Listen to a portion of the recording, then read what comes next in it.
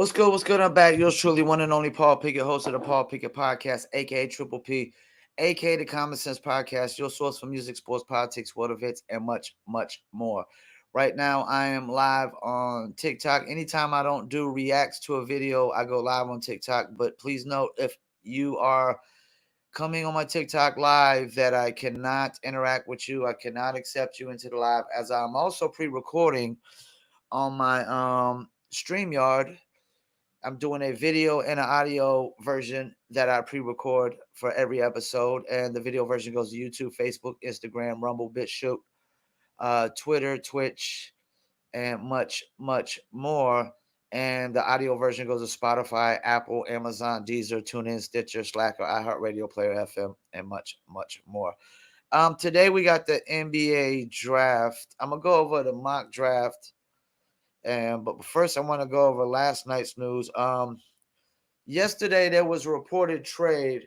It was going to involve Porzingis, Malcolm Brogdon, and Marcus Morris. Well, waking up this morning, I guess at midnight last night, the Porzingis still went through, but the trade is different now. The trade includes Porzingis, Marcus Smart, and Marcus Morris. So Brogdon didn't go in the trade, and it was supposed to be between the Celtics, the Wizards, and the Clippers. And I don't even. That's the thing. My bad. I don't even think Marcus Morris is even in this trade anymore, because it was supposed to be between the Clippers, the Celtics, and the Wizards, which was supposed to be Kristaps Porzingis, Marcus Morris, and Brogdon. So it was supposed to be Porzingis to the Celtics, Marcus Morris to the Wizards, and Brogdon to the Clippers. Which I thought for the Clippers, Malcolm Brogdon to the Clippers, I was like, wow, that's a good pickup. Well, that's not how the trade went through last night. The trade ended up being between the Grizzlies, the Wizards, and the Celtics. Apparently, the Clippers part didn't go through, and I like this for the Celtics and the Grizzlies. The Grizzlies got Marcus Smart, and so I guess he's definitely going to be coming off the bench. But you got Marcus Smart um, to back up Ja Morant now, and Ja, and think about it. Ja Morant's going to be suspended for 25 games. 25 games, which I do think he did deserve, because you can't trust the word he said. He lied to the commissioner, and this is the second time for um, the same action, basically. So they got Marcus Smart to cover. He's going to start those 25 games that Ja Morant's out. So Marcus Smart to start next to Desmond Bain. It fits their culture. It fits Grizzly culture. Defense, toughness. I like it. I like it for the Grizzlies. Sorry, whoever's trying to come in on my TikTok live. I am pre-recording as well. I can't reach my phone to go and click accept, so I cannot accept you. Sorry. Um, I don't know why I got to constantly go over this, but Marcus Smart to the Grizzlies. Great move for them. Ja Morant suspended for 25 games. Sun started to come in and hit my face, as you see. Um, Smart. It's smart. Marcus Smart. Um, no pun intended, but Marcus Smart to the Grizzlies is smart. It gives you a player to have in place of Ja Morant when because they would have Tyus Jones. Tyus Jones wasn't gonna be good enough. Marcus Smart though is gonna be good enough. Been to NBA Finals, about 3 or 4 Eastern Conference Finals. A vet at this point, plays defense hard, very experienced, can run the point, can facilitate. I like it for the Grizzlies. Let's get to the Wizards part. Wizards got Tyus Jones, Danilo Gallinari, Mike Muscala, and the number 25 pick in the 2023 draft. Wizards are on a total rebuild. You got rid of Bradley Beal in a trade. You got rid of Porzingis in a trade now. Um, what you call it? what's my man's name? Kyle Kuzma. Kyle Kuzma. He's gonna be leaving the Wizards, I think. Once I saw Kyle Kuzma's Panera commercial, I pretty much knew he was gonna be looking for a bigger market. So Kyle Kuzma, he's either gonna be looking for the bag or a bigger market and the bag to go along with his Panera commercials. So they're breaking that all up. They're starting over from scratch. I don't think Danilo Gallinari even stays on the team. Mike Muscala, I think he's still kind of young, so they can keep him. Tyus Jones is still kind of young. But it's a total rebuild for the Wizards. They're probably going to be the worst team in the NBA next year. All right, let's get to the Celtics part of it. Celtics got 2 picks and Porzingis for Marcus Smart and Danilo Gallinari and Mike Muscala and a pick. They gave away 3 players and a pick, and they got Porzingis and 2 picks back. I mean, I like it if Porzingis stays healthy. If Porzingis can stay healthy, I like it. You could probably load manage him through the regular season. I'm pretty sure now with this move that of getting Kristaps Porzingis that they're gonna extend Jaylen Brown and extend Jason Tatum probably. It looks like Celtics are definitely all in again. They're all in again. They still kept Brogdon, so now they got Malcolm Brogdon, Derek White, Jaylen Brown, Jason Tatum, Robert Williams, Kristaps Porzingis, and we'll see what happens with Grant Williams if they re-sign him. Do I think this puts them as the favorite in the East? A healthy Kristaps Porzingis with Jason Tatum, Jaylen Brown, Malcolm Brogdon, Derek White, and Robert Williams. Yes, I do. I think they're favored in the East. I think the Heat have to be all in on Damian Lillard at this point right now, since the Celtics got Kristaps Porzingis. The Bucks need to be all in and trying to get somebody as well. Who I don't know, probably Damian Lillard as well.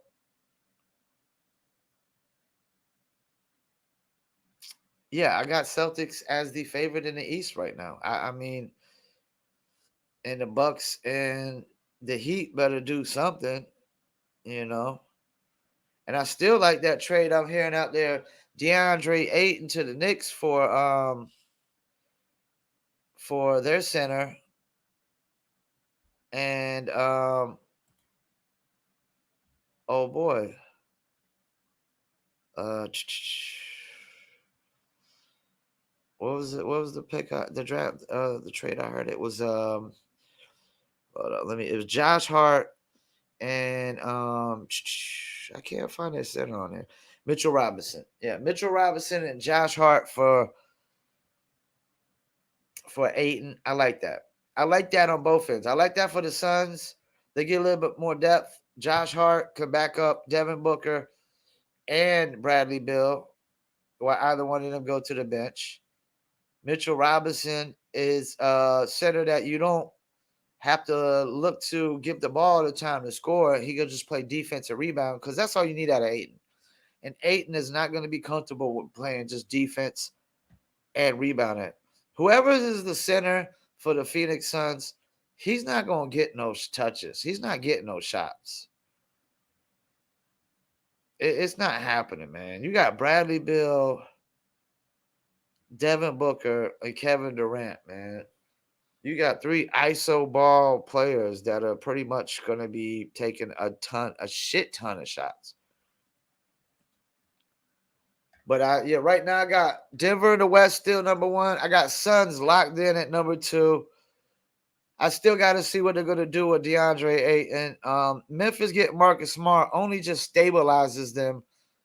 Why Ja Morant is hurt, and they're still young. Clippers didn't get Malcolm Brogdon, so they're no better. Golden State's no better right now. If Golden State thinks they can just run it back, they smoking crack. If they think they can run it back, they smoking crack. Lakers can't run it back either. You're going to have to do something with D'Angelo Russell.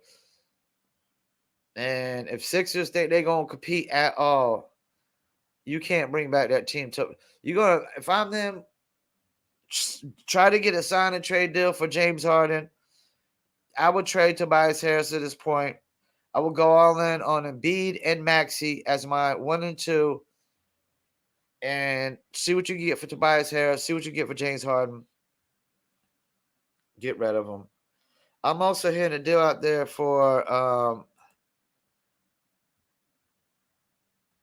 what was it? It was John Collins and who was it? John Collins and somebody else, I think, to the Suns. I think it was John Collins and Herter or something like that for DeAndre Ayton. Actually, I think Clint Capella would be a good trade for DeAndre Ayton. I honestly do. Clint Capella and maybe John Collins for Ayton. Still keep Hunter. Bring in DeAndre Ayton, Trae Young. I'm hearing oh boy might get traded, DeJounte Murray, because this is the thing. NBA teams need to stop doing this. And I don't know why they don't got enough common sense and common knowledge to figure this out. If you are the number one option on a team that's one of the 5 worst teams in the NBA, you're more than likely a number 3 on a championship team. I repeat, if you are the number 1 option on one of the 5 worst teams in the NBA, you're more likely the 3rd best option on a championship team. This idea that DeJounte Murray was supposed to come in and be your 2nd option when he was the 1st option on one of the 5 worst teams in NBA. He's a 3rd option at best. 3rd option at best. What is Bradley Beal right now? I mean, think about it. Bradley Beal is going to be a 3rd option on the Phoenix Suns. So if they win the championship this year or next year, he's the 3rd option at best. The number 1 guy on one of the worst teams in the league can only be the 2nd best option at most. And more likely, he's just the 3rd best option on a championship team at best. At best. So when you go down the line and you look at some of these teams, you get the teams like, the Wizards. I mean, Wizards are literally one of the 5 worst teams in the Eastern Conference. Bradley Beal's the 3rd best option. 3rd option at best on a championship team, man. Even a cat like Zach LaVine. Zach LaVine probably can only be your 2nd option. A lot of these cats, like Trae Young, man, he might be your 2nd option. Just because you're the 1st option on any team doesn't mean you could be the 1st option on a championship team. Usually only the 1st option on the top 5 teams in each division, in each conference, could be the number 1 guy on a championship team. Like if the Suns win it right now, this coming up year, Devin Booker will be the number 1 guy on the championship team. Kevin Durant will be number 2, and Bradley Beal will be number 3. And the Kings had an offer for the Kings didn't want to give up Keegan Murray for Bradley Beal, which I don't blame them, because we still don't know what Keegan Murray can be. He was just a rookie last year, and Bradley Beal is just the 3rd option at best on a championship team. He's going to be 2nd or 3rd option going to the Kings, because you still got Domantas Sabonis and De'Aaron Fox. That's his team, and De'Aaron Fox is better than Bradley Beal at this point. Yeah, there's a lot. We got to stop doing that. Just because like somebody's the number 1 option on the NBA team doesn't mean they could be the number 1 option on the championship team. They might be third option at best. Kevin Love, Chris Bosh. I mean, these guys on their team were, 25 and 10 on their teams. Kevin Love was put up 20-20s, 30-30 nights. He was getting like 20 points, 20 rebounds, like multiple games. Yeah, that's for the Minnesota Timberwolves, who have been one of the laughing stocks of the NBA my whole lifetime. Whoever's trying to come in on my TikTok live, once again, I can't reach it. Can't come in, I can't accept you, and I can't interact. I am pre-recording. I apologize. But I don't know why y'all keep trying. So, yeah, man, that's crazy. Let me get into the draft. Like, so right now, you got the draft tonight. You got the Spurs, got the first pick. Really, it's all about the top 3 picks. After that, you're going to probably see a lot of trades. We know Victor Wembanyama's going number 1. Of course, everybody called to try to offer trades for the number 1 pick, because you pretty much got 2 of your GM, or you're going to probably lose your job if you haven't tried to get an offer and to try to get that number 1 pick. Really, it gets interesting at number 2 with my Charlotte Hornets, which everybody's got to pick them Brandon Miller. I watched the Brandon Miller highlights. I'm not impressed. I don't see a player that's going to make a difference in the NBA. I don't see a guy who's going to be a generational talent, who's going to be I don't see an all-star. I don't see a guy who's going to be an all-star. Now, Scoot Henderson, I see a guy could be an all-star. And I know people are like, oh, well, Scoot Henderson's 6'2". Small guys can't be the number 1 guy on a championship team. Well, we got LaMelo Ball, who's 6'7". Is still young. So maybe Scoot could be the number 2. This idea that you just can't move LaMelo Ball to 2 guard and they could just alternate bringing the ball up, like whoever gets the rebound and passes it to whoever is the closest, just brings it up, is bogus. I'm hearing comparisons to Derrick Rose for Scoot Henderson. If I'm hearing Derrick Rose comparisons, why the hell, no, excuse my French, why the fuck would I pick Brandon Miller? If I think Scoot Henderson can be any bit of what Derrick Rose was before he got hurt. Before Derrick Rose got hurt, Derrick Rose was going to take over the league. I hate to tell the LeBron James fans, Derrick Rose doesn't get hurt. LeBron James does not go to 8 straight NBA finals. If Derrick Rose does not get hurt, Derrick Rose, this is what people don't understand about Derrick Rose. I watched a scientific explanation on Derrick Rose. Before Derrick Rose got hurt, Derrick Rose jumped higher and faster than any athlete in the world at the time. Like, he would jump so high and so fast in the air, he didn't need a jump shot at the time. He got a jump shot later. But, that's the thing. We're always caught up on, like, he don't got a jump shot. He don't got a jump shot. I'm sorry. Did the Denver Nuggets dominate this playoffs with a jump shot? No, they dominated with a big man that you couldn't stop. That could do anything. And yeah, he could shoot jumpers, but he don't actually jump on his shots per se. When he's shooting threes, Nikola Jokic don't even jump, so I wouldn't even call them jump shots. But this idea that everybody's got to be some 3-point master, they got to be Steph Curry, is so bogus. It's taken away from actual skill set in the game. That's why these international players are just so much better, because they actually got skill sets. So if Scoot Henderson is any bit of what the early Derrick Rose was, there's no fucking way you pass on Scoot Henderson. And if the Hornets pick Brandon Miller over Scoot Henderson, and Scoot Henderson turns out to be every bit of what they said he was, I'll never watch Hornets basketball again. I don't think I'll ever watch Hornets basketball again if Brandon Miller gets picked.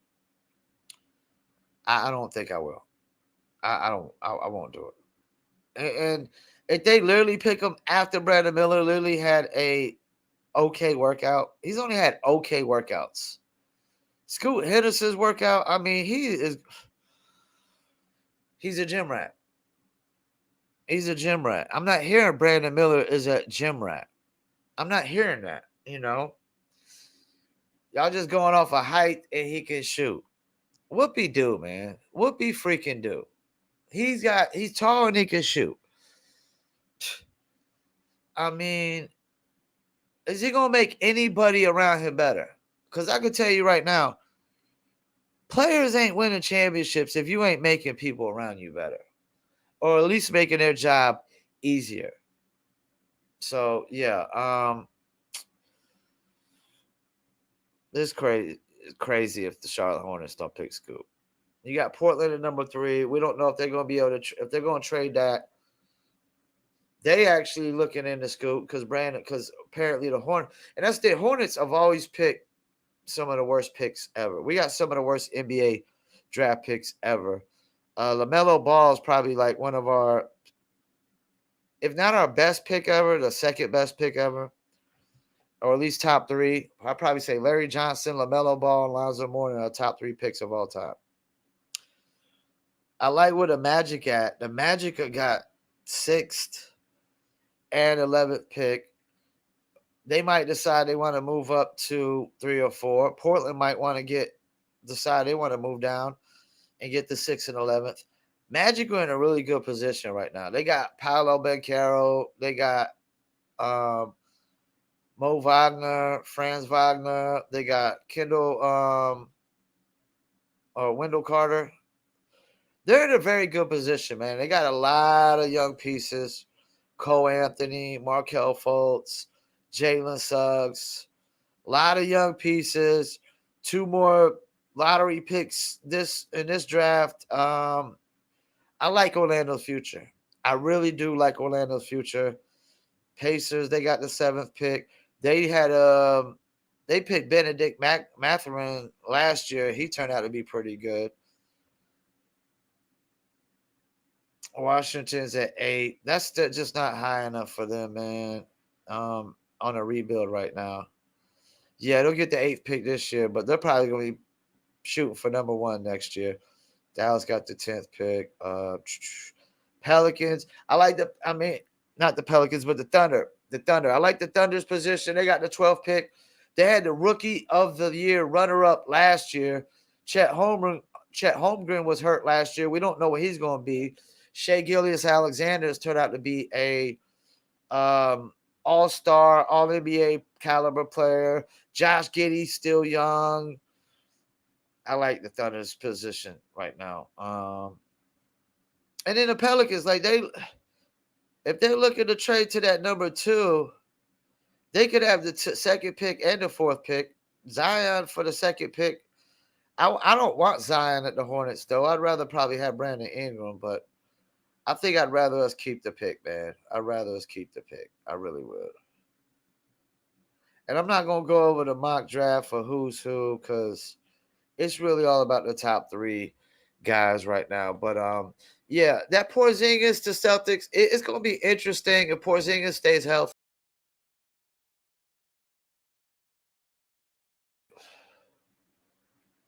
Oops, my bad. Porzingis stays healthy. Definitely like to see how that goes. Once again, I thank you for tuning in, Paul Pickett Podcast, and I'm out.